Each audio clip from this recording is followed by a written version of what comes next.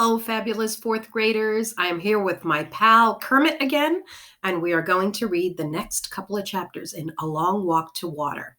We are on chapter 12, Southern Sudan 2009, An Iron Giraffe, a red giraffe that made very loud noises.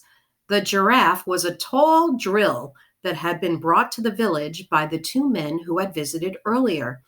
They had returned with a crew of 10 more men in 2 trucks, one hauling the giraffe drill along with other mysterious equipment, and the other loaded with plastic pipe. Meanwhile, the land was still being cleared. Naya's mother tied the baby on her back and walked with several other women to a place between the village and the pond. They collected piles of rocks and stones and tied them up into bundles using sturdy cloth.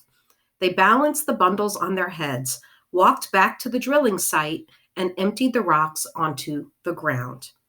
Other villagers, using tools borrowed from the visitors, pounded the rocks to break them up into gravel. Many loads of gravel would be needed. Naya didn't know why. The piles of gravel grew larger every day.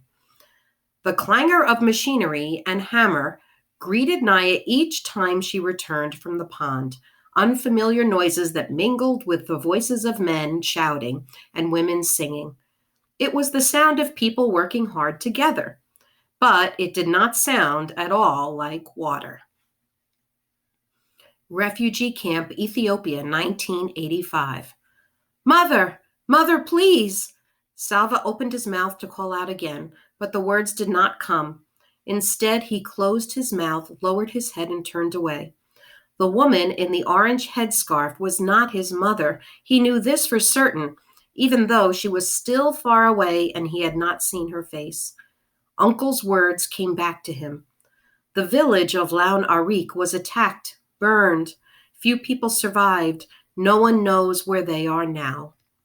In the moment before calling out to the woman a second time, Salva realized what Uncle had truly meant.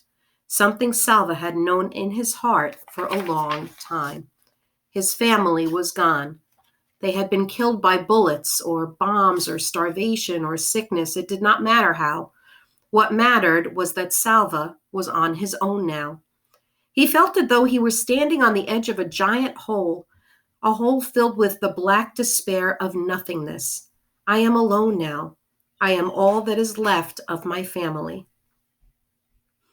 His father, who had sent Salva to school, brought him treats like mangoes, trusted him to take care of the herd.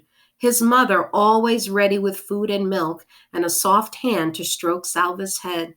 His brothers and sisters, whom he had laughed with and played with and looked after, he would never see them again. How can I go on without them? But how can I not go on? They would want me to survive, to grow up and make something of my life, to honor their memories. What was it Uncle had said during the first terrible day in the desert?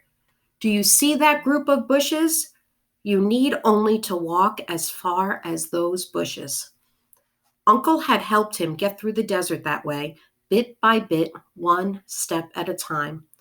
Perhaps Salva could get through life at the camp in the same way. I need only get through the rest of this day, he told himself. This day and no other. If someone had told Salva that he would live in the camp for 6 years, he would never have believed it.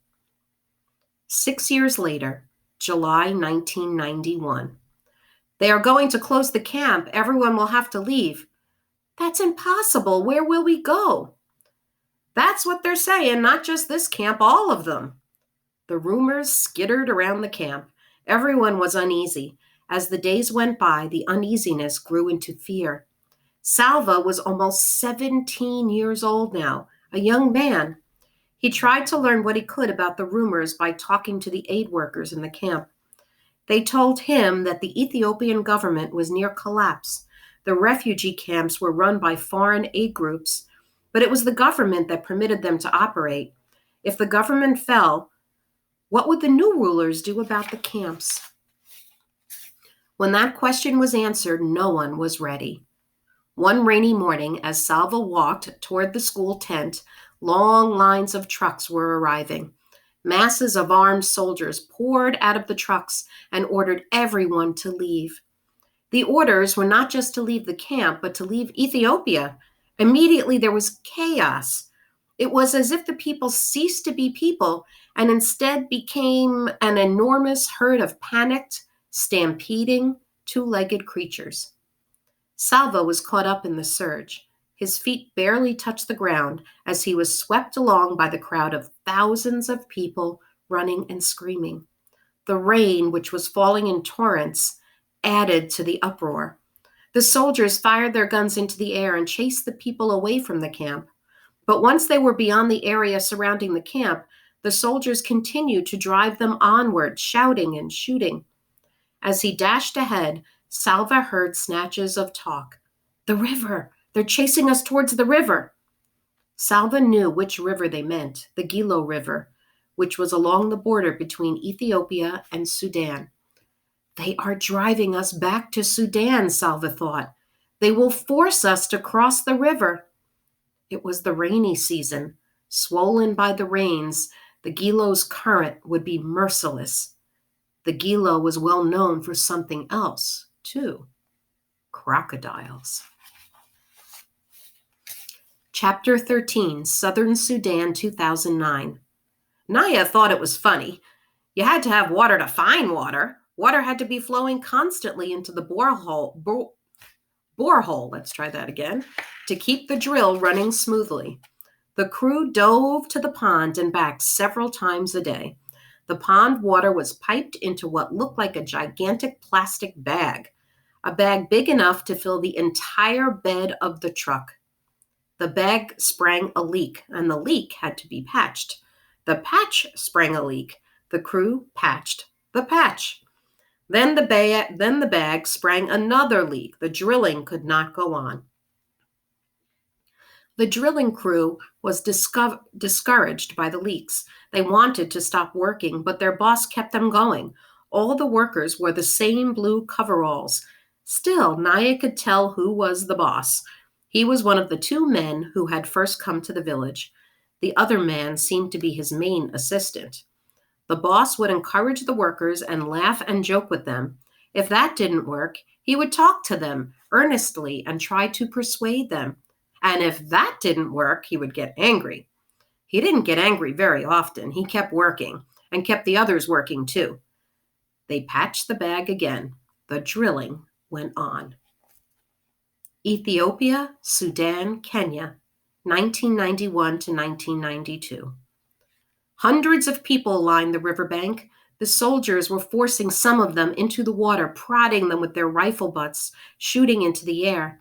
Other people, afraid of the soldiers and their guns, were leaping into the water on their own. They were immediately swept downstream by the powerful current. As Salva crouched on the bank and watched, a young man near him plunged into the water. The current carried him swiftly downstream, but he was also making a little progress across the river. Then Salva saw the telltale flick of a crocodile's tail as it flopped into the water near the young man. Moments later, the man's head jerked oddly once, then twice. His mouth was open. Perhaps he was screaming, but Salva could not hear him over the din of the crowd and the rain. The man was pulled under. The rain was still pouring down, and now bullets were pouring down as well. The soldiers started shooting into the river, aiming their guns at the people who were trying to get across. Why are they shooting at us? Salva had no choice. He jumped into the water and began to swim. A boy next to him grabbed him around the neck and clung to him tightly. Salva was forced under the surface without time to take more than a quick, shallow breath. Salva struggled, kicking, clawing. He's holding on to me too hard. Suddenly, the boy's grip loosened, and Salva launched himself upward. He threw his head back and took a huge gulp of air. For a few moments, he could do nothing but gasp and choke. When his vision cleared, he saw why the boy had let go. He was forced under the water. Suddenly, Salva realized that being forced under the water had probably saved his life. There were crocodiles, more of them, were launching themselves off the banks. The rain, the mad current, the bullets, and the crocodiles. He had to get across somehow.